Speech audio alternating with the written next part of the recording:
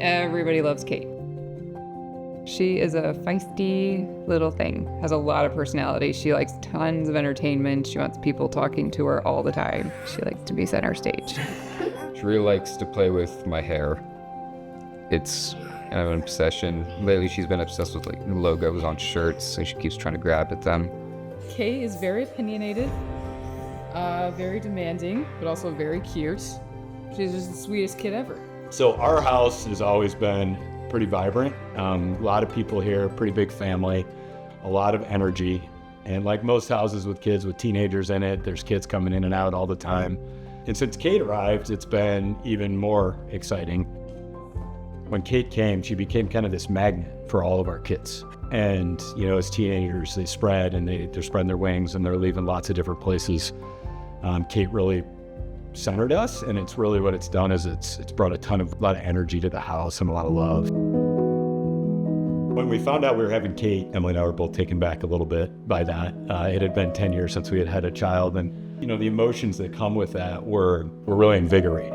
Like thinking like all the cool things that can come with, oh man, we're gonna have another little baby again, and this is gonna be, you know, this could be a lot of fun. I never really had a complicated pregnancy before, so I just kind of figured it would be okay, and but I had issues the whole entire time, like just a lot of bleeding. I thought I miscarried many times, and every time I would go to the hospital and do an ultrasound and it'd be like, well, baby looks great. My last big bleeding episode, I was around 22 weeks pregnant, and that's when they just figured out my membranes ruptured, so my water broke at that point. And that was a really terrifying moment because the perinatologist that was on at the time was like, well, you'll probably most likely go into labor in the next 24 to 48 hours. And the percentage of survivability at that point is like less than 5%. You know, the stress that comes with that when, you know, you start to fall in love with the idea of, you know, a little baby coming into your home and watching your wife go through the medical struggles of trying to carry a baby full term when you know it's most likely going to be unlikely. It became pretty apparent this is going to be a struggle. It was just like, we didn't want her only part of life to be, you know, pain. But 48 hours went by and I never went into labor. So again, it's like we thought we were losing her and we didn't. So I came home, did nothing, just like laid on the couch and tried to be as still as possible, you know. And when I hit 24 weeks, packed my bags, went back, hoping to be, you know, in the high-risk ward for as long as I could. When they told us it was kind of go time, I remember the doctor looking at us and saying, look, to give Kate the best shot, we have to do this now. The doctors, you know, they prepare you for what you're about to see, but, you know, when I saw Kate for the first time, you know, I'm looking at a 1 pound, 10 ounce little baby that I don't think you can really prepare for until you see it. It's terrifying. It's just like, she's clearly not supposed to be out of the womb yet. They had to intubate her right away. Her lungs were just very, very sick. She's requiring 100% oxygen to stay alive. You feel this instant love and this instant desire to do whatever you can to possibly protect her. You know that every moment from that point forward for Kate is life or death. Her issues were, you know, she couldn't breathe on her own, obviously, but then she also had, it's called a PDA.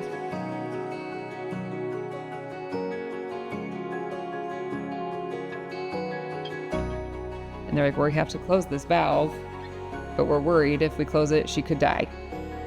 But if we don't close it, she will slowly die. That it could have killed her. But we had to do it. We didn't have a choice. When you see your daughter hooked up to that much equipment and so reliant on medical support, you realize pretty quick that you're not in control of the situation. And when you realize you're not in control of the situation, you realize how grateful you are that we have the resources in this town with all of the support available to take care of her when I can't. And you weep. I mean, you cry and you become overwhelmed with that.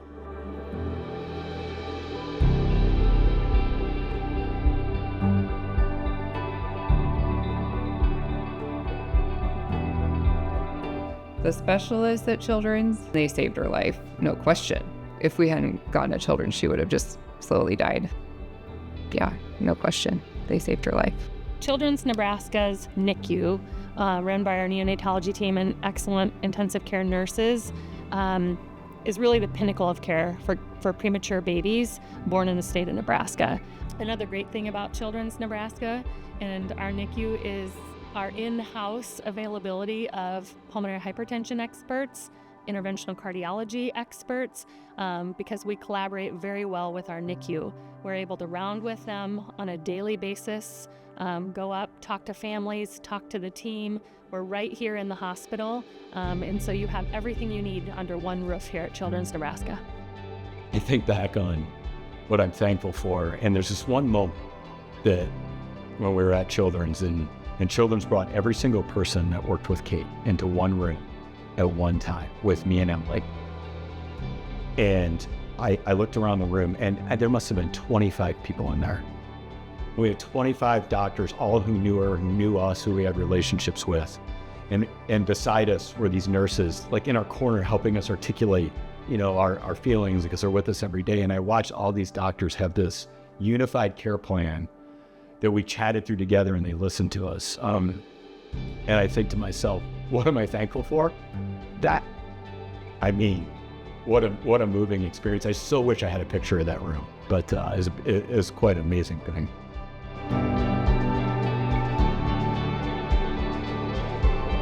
All the beads are for all the procedures that she's had in the past. How many beads do you think are up there? Maybe like 200. It just amazes me that a baby can be born after just 24 weeks in the womb, and she just keeps getting stronger every single day. I just want her to be able to grow up and live a normal life someday, and there's really no reason to believe she won't. One of my favorite things to do with Kate is play guitar with her. I used to hope and pray that she'd be healed and cured and normal, and all the things that parents want for their kids. I do want that. I hope for that. But what I hope for now more than anything is that she realizes that her purpose is real, and no matter what she faces, no matter what challenges come with the way she came into this world, I think that she's going to have a profound impact just with her story that very few people have. And I hope she channels that for all the right purposes, because what she's done so far has made the world a better place, in my opinion, and I think she can keep doing that no matter what.